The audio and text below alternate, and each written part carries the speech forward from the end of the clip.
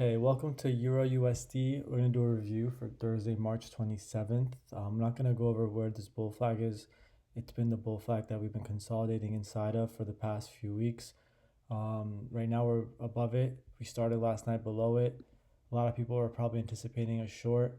This is a big level that was going to provide a big bounce. We got close to it, but we never quite got there.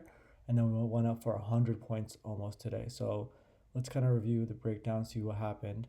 I usually set my charts around 4 to 6. I was setting it up as this action happened. I was waiting for the Trump news tariffs conference to kind of shake up the market a little bit, and that it did indeed. It set up this little dip right here and then some basing above it. So as usual, I had the level set up. I assumed that a nice failed breakdown or a dip in recovery of this area would be the best setup. Typically, that's what you want to do when you're not sure. You want to see the level flush and then recover ideally. If not, the second option would be for strong push off.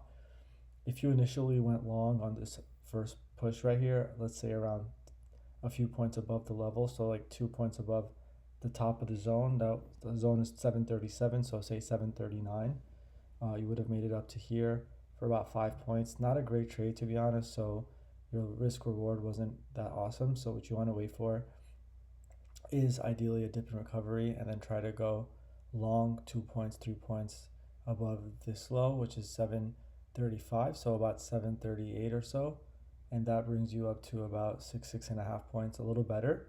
And then the third setup you could do is wait for this level to come back up and dip and recover, reclaim this level, aka that's what I had there, or also consider it a failed breakdown of this low.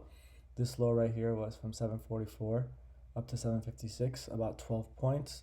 When it comes for a low, I'm usually looking for at least 7-8 points at the least, but anything more is what I'm looking for. This is a nice 12-point bounce, so what you'd want to do is wait for the price to push through like it did here at 8 o'clock. So if this low was 743.9, 744, and I was going to go long 746, for example,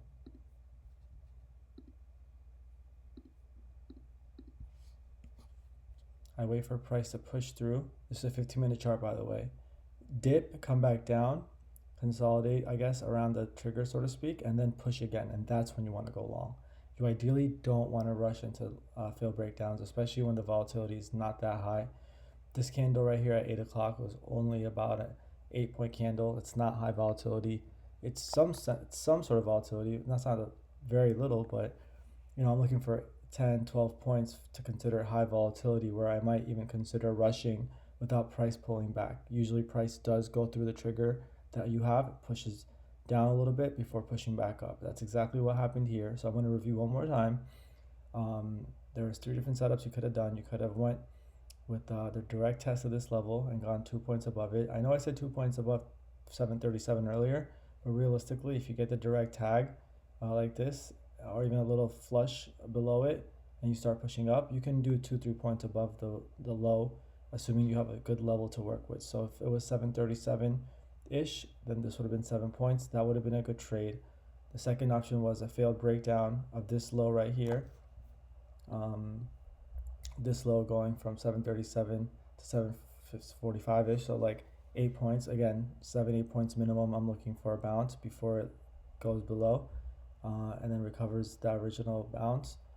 So the second setup would have been a failed breakdown, and the third would have been a reclaim failed breakdown combo, a reclaim of this level that obviously was a battleground, be bounced here, broke through, back tested, and or a failed breakdown of this level 2. So if you went long around here, 745, that would have had you long for a good trade, obviously from 745-ish up to here, 753, so like about 7 points. That's the minimum I'm looking for most trades. And then you sell a portion of your position here, let's say 70%, and you leave a runner of 30%. The momentum was going, so you could probably sell another 15% of your position somewhere in this area, and you'd be left with another open 10%. That 10% would have never been lost if you were a little bit less risk averse, because typically what you do if you were risk averse is you set your stop loss. The original stop loss would be below this area.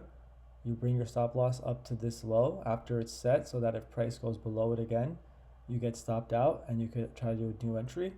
But the smart thing to do, if you're able to, and not be too greedy, is leave the stop loss closer to the break even area, or like down here, and allow the price to work and maybe get more. And that's exactly what happened.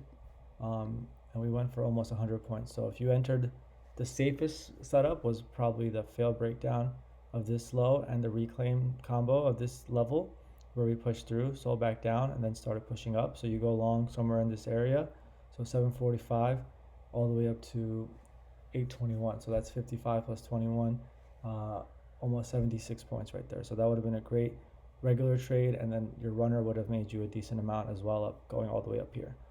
Now, I woke up at 4 o'clock overnight. When I woke up, we were attempting to do a failed breakdown of this low. I saw that it didn't work out. I saw that it triggered. Now, where would I go along here? Let's use these previous lines to help us just understand. So this is the low I'm trying to recover. The low went from 764 up to 782, so 18 points. Definitely quality low, because I've mentioned multiple times already, I'm looking for at least 7-8 points minimum. The more the better. And we lost this low around 3:30. We went through the trigger. The trigger would have been a few points above this low, so this low was like 7638. So how about 768, right below this minor level? So you could just use that minor level if you wanted to, but you can see clearly we sold down, came right back up. That's a good sign. We pushed through what the trigger would have been for the failed breakdown of this low, and then we sold back down. That's a good sign. We consolidated below that trigger, never lost this low. This is where your stop loss would have been for this trade.